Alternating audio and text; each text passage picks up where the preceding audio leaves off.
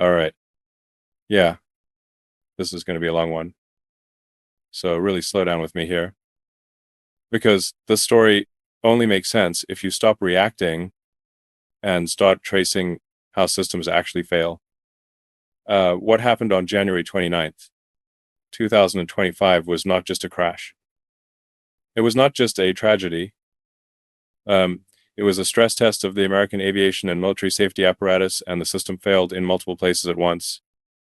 And now, unusually, the government has admitted it.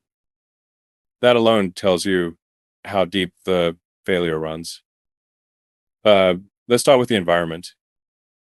Washington. DC airspace is not like other airspace. It's one of the most constrained, congested, layered, and procedurally complex airspaces in the world. You've got commercial airlines, regional jets, military helicopters, law enforcement aircraft, medevac flights, VIP transports, restricted zones, prohibited zones, layered altitudes, visual corridors, instrument approaches, and constant coordination between civilian and military controllers. This is not a forgiving environment. It only works when every layer is aligned. And on that night, it wasn't. Just days after Donald Trump returned to office, an American Eagle regional jet operating under the American Airlines brand was on approach. On board were 64 passengers and crew, including flight attendants who had flown that route countless times. At the same time, a UH-60 Leaders Black Hawk helicopter operated by the U.S. Army was flying a priority air transport mission. PAT flight is not training. It's operational. It often carries personnel or equipment deemed time sensitive. So you already have elevated risk. Now add night operations, add night vision goggles, add high traffic density, add mixed civilian military procedures, and now add ambiguity. One of the core problems exposed by the National Transportation Safety Board was something deceptively simple: altitude interpretation. The helicopter route charts in DC list altitudes that controllers understood as recommended. The Army interpreted those same altitudes as maximums. That may sound like semantics, but in aviation, semantics kill people. If one group believes you should be here and another believes you must not exceed this, you've already created a vertical uncertainty zone, and uncertainty in three-dimensional space is lethal. That ambiguity was not theoretical. It had been present for years. Other helicopter operators in the DC area did not share the Army's interpretation. That means different aircraft were flying the same corridors with different assumptions about vertical separation. That alone should have triggered a system-level review. It didn't. Now let's talk about air traffic control. On that night, controller positions in the tower were combined for much of the time leading up to the collision.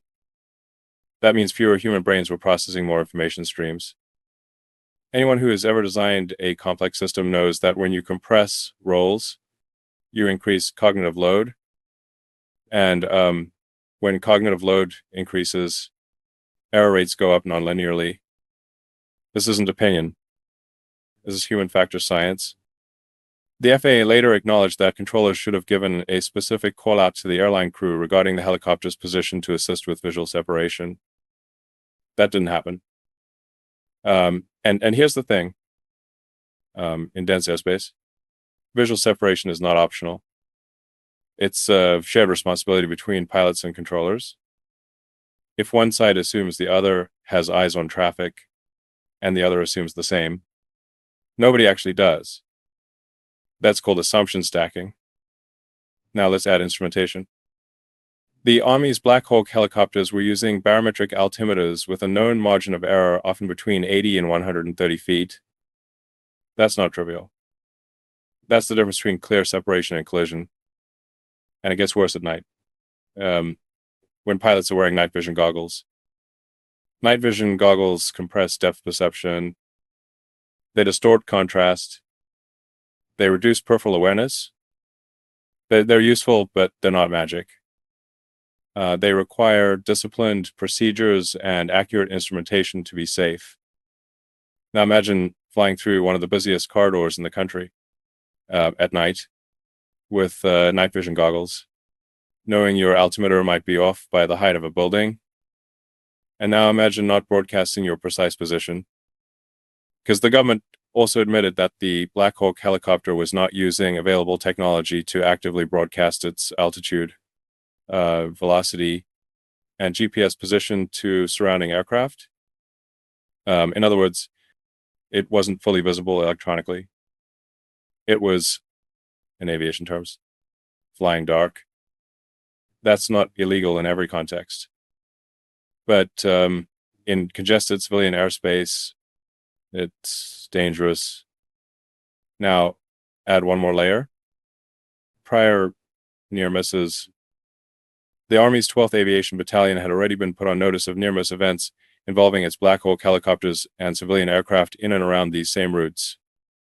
That means the risk was not hypothetical. It was documented.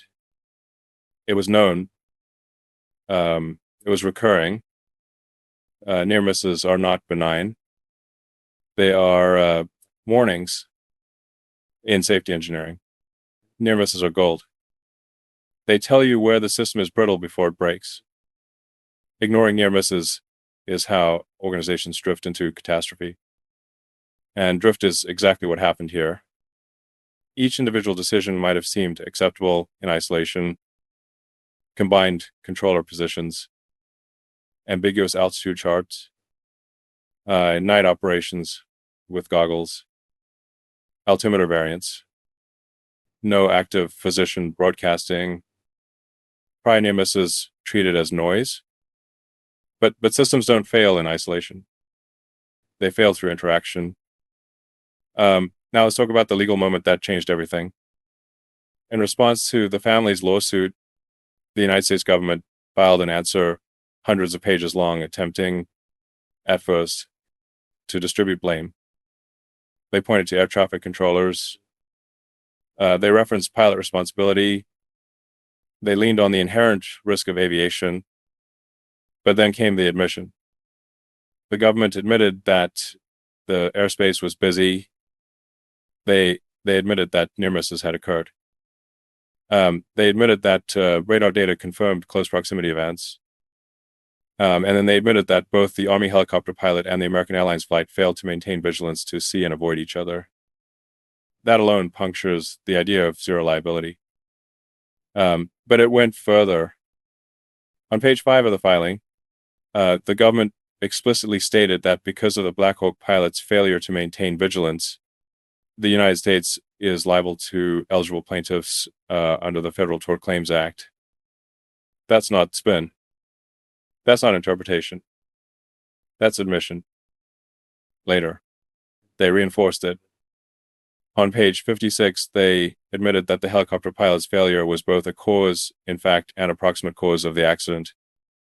In legal terms, that means the failure directly led to the crash and was close enough in the chain of events to establish responsibility. Page 57 confirmed the lack of broadcasting technology. Page 58 confirmed prior notice of near misses. At that point, the defense collapses. From a systems perspective, this is what happens when institutional incentives favor continuity over correction, when procedures are inherited instead of challenged, when warnings are normalized, when accountability diffuses across agencies. That's the real lesson here. Systems don't collapse when they're weak. They collapse when they're allowed to remain weak because fixing them is inconvenient. So when you hear accident, understand what that word is hiding. It's hiding a chain of decisions, a chain of assumptions, a chain of delays. And now, for once, the chain is visible. If you care about accountability, about transparency, about understanding how power, technology, and institutions intersect, stay engaged, share this, subscribe, ask harder questions. because progress doesn't come from pretending systems work perfectly. It comes from admitting when they don't, and having the courage to fix them.